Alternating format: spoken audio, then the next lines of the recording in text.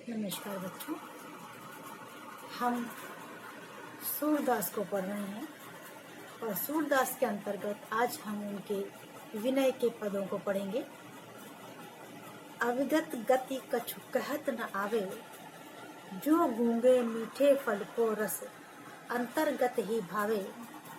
परम स्वाद सब ही सुनिरंतर, अमित तोष उपजावे।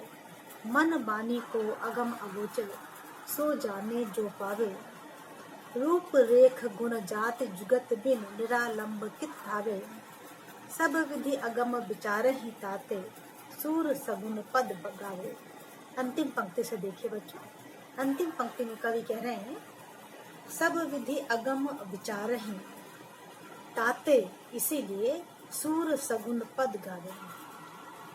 सूर यहाँ सगुण का समर्थन करते हैं और निर्गुण का खंडन करते हैं और इसके पीछे वे कारण बताते हैं कि मनुष्य को अपनी आस्था का केंद्र बनाने के लिए रूप रेखा गुण आकार आदि चाहिए।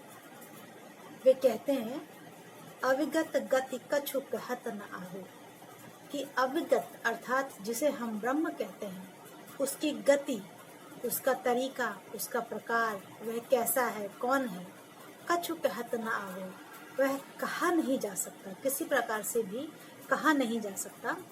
जो गूंगे मीठे फल को रस, जिस प्रकार से गूंगा व्यक्ति मीठे फलों का रस अंतर्गत ही भावे, खाता है, लेता है और अंतर्गत ही मन खुश हो लेता है, लेकिन उसकी व्याख्या नहीं कर पाता है, उसे कह नहीं पाता है, उसे बता नहीं पाता है। उसी प्रकार से परम स्वाद सब ही सुनिरंतर, अमित तोष उपजावे, कि जिसे निर्गुण मार्गी ज्ञान मार्गी जिसके विषय में कहते हैं कि परम अर्थात वह जो परम ब्रह्म है, उसका स्वाद अर्थात उसे प्राप्त कर लेने का आनंद, उसके निकट पहुंच जाने का आनंद जो है वह निरंतर है और अमित तोष उपजावे। अमित अमिट असंख्य, तोष संतोष उत्पन्न करने वाला है। मन बानी को अगम अगोचर, सो जाने जो पावे। लेकिन सूरदास स्पष्टतः कह देना चाहते हैं कि मन बानी को अगम, मन और वाणी दोनों के लिए ही वह परम ब्रह्म अगम्य है, अगोचर है।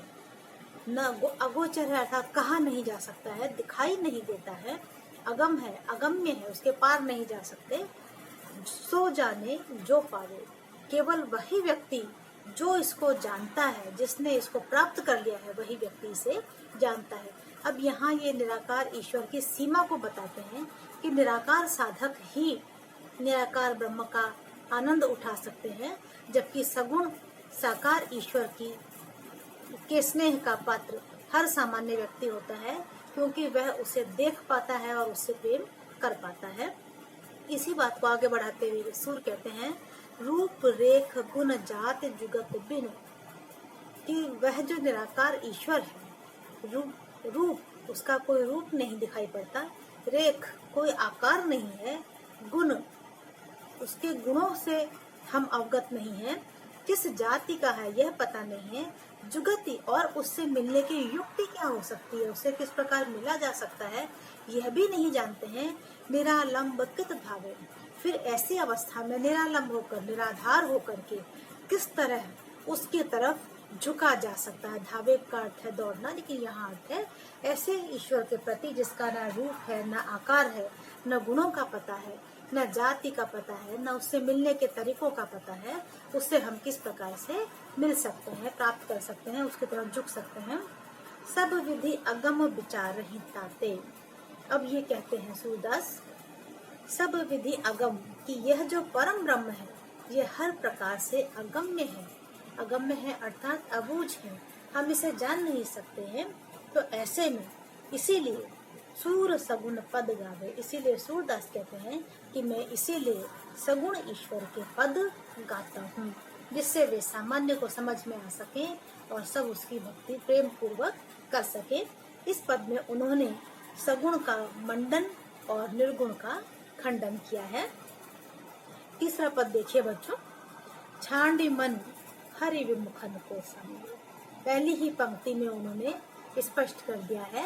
ये कहते हैं, हे मन, हरि विमुखन वे लोग जिन्हें ईश्वर से प्रेम नहीं है, उनका साथ छोड़ दे। जिनके संग कुमति उपजती है, परत भजन में भंग। क्योंकि उनके साथ रहने से कुमति उत्पन्न होती है, दुर्बुद्धि उत्पन्न होती है, अनास्था उत्पन्न होती है, और परत भजन में भंग, और भजन भावना में, भक्ति भावना में भंग उत्पन्न होता है, बाधा उत्पन्न होती है। कहा होत पय पान कराए, विष नहीं तजत भुजंग। और नीचे ये नाना प्रकार के उदाहरणों के माध्यम से ये समझाते हैं कि मनुष्य की प्रकृति या किसी भी जीव की प्रकृति कभी भी बदलती नहीं है। इसीलिए जिसकी प्रकृति खराब है, हमें उसका साथ छोड़ देना चाहिए। जिनके कहा होत पय पान कराए, विष नहीं तजत भुजंग। वे सर्प का उदाहरण देके कहते हैं कि मनुष्य सर्प को यदि दूध भी पिलाएगा, तब भी वह दूध पी करके भी विष देना नहीं छोड़ सकता है। अर्थात वह, उसके पास देने के लिए विष है तो वह विष ही देगा। कागहि कहा कपूर चुगाए, कौवा इतना कर्कश बोलता है, उसे कपूर भी चुगाएंगे तो भी उसकी वाणी शीतल नहीं होगी। स्वान नवाए गंग, और स्वान को, कुत्ते को यदि गंगा में भी नहला दिया जाएगा तो भी उसे कोई फर्क नहीं पड़ेगा, क्योंकि उसे गंगा नदी के महात्म का पता ही नहीं है। खर को कहा अर्घ जालेपन, खर अर्थात गधे को यदि आप चंदन भी लगा देंगे तो उससे कोई आनंद नहीं मिलने वाला है, क्योंकि वह चंदन की कीमत नहीं जानता है। इसी प्रकार से मरकट को आभूषण पहना देने से भी वह उसको कोई फर्क नहीं पड़ने वाला है, क्योंकि वह आभूषणों की कीमत नहीं जानता है। गज को कहा अनवाय सरिता, हाथी को आप नदी में नहला देंगे तब भी वह वैसा का वैसा रहेगा। बहुरी धरे खेह छंग, क्योंकि जैसे ही वह वहां से बाहर निकलेगा, थोड़ी देर बाद वह रेत अपनी सूंड में भर करके पुनः अपने ऊपर छिड़कने लगेगा। पाहन पतित बान नहीं बेधत, रीतो करत निशंग। पाहन पतित बान नहीं बेधत, रीतो करत निशंग। कि पत्थर को छेदने के लिए कितने ही तीर चला करके भले तरकश को खाली कर दिया जाए, लेकिन पत्थर उससे नहीं तोड़ा जा सकता, पत्थर उससे नहीं बेधा जा सकता। इसी प्रकार से ऐसे मनुष्य जिनकी प्रकृति पत्थर जैसी कठोर हो गई है, उनके अंदर भक्ति की, प्रेम की कोमलता पैदा नहीं की जा सकती है। और अंत में कवि एक बहुत सुंदर उदाहरण से यही बात कहना चाह रहे हैं। सूरदास जी कहते हैं, सूरदास खल कारी कामरी, चढ़त न दूजो रंग। बहुत सुंदर रूपक उन्होंने बांधा है। वे कहते हैं कि खल व्यक्ति अर्थात दुष्ट व्यक्ति जो है वह काले कंबल के समान है, चढ़त न दूजो रंग, जिसके ऊपर कोई दूसरा रंग नहीं चढ़ता। कुल मिलाकर के इस पद में कवि ने यह कहना चाहा है कि हमें उन लोगों के साथ नहीं रहना चाहिए जो ईश्वर से विमुख हैं, जो प्रकृति से दुष्ट हैं, कोमल नहीं है। दोनों ही पदों की भाषा बहुत प्रांजल है, सरल है, स्पष्ट है, और दोनों ही पदों में हमें शांत रस तथा प्रसाद गुण देखने को मिलता है। अगला पद देखिए बच्चों। अब के राखी लेहु भगवान, हों अनाथ बैठ्यो द्रुम डरिया, पारधि साधे बान, ताके डर भाजो चाहत हों, ऊपर ढुक्यो सचान, दुहु भाति दुख भयो आनी, यह कौन उमारे प्राण। कवि ईश्वर से प्रार्थना करते हैं, हे ईश्वर अब के राखी लेहु भगवान, कि हे ईश्वर अब की बार आप मेरी रक्षा कर लीजिए। और वे एक पक्षी के रूपक से, पक्षी के उदाहरण से क्या यहाँ कहते हैं कि हों अनाथ बैठ्यो द्रुम डरिया, पारधि साधे बान, कि मैं पक्षी जो हूँ, पक्षी की तरह से, अनाथ पक्षी की तरह से द्रुम डरिया, वृक्ष की डाल पर अनाथ की तरह से बैठा हुआ हूँ। पारधि साधे बान, और शिकारी ने मेरी ओर अपना बाण तान रखा है। ताके डर भाजो चाहत हूँ, उसके डर से मैं उड़ना चाहता हूँ, लेकिन ऊपर ढुक्यो सचान, लेकिन ऊपर मुझे बाज उड़ता हुआ दिखाई पड़ रहा है। दुहु भांति दुख भयो आन यह, कौन उबारे प्राण, कि दोनों ही तरह से दुहु भांति दुख भयो आन यह, दोनों ही प्रकार से ये कैसा दुख आ गया है, कौन उबारे प्राण, कौन मेरे प्राणों की रक्षा करेगा। सुमिरत ही अहि डस्यो पारधी।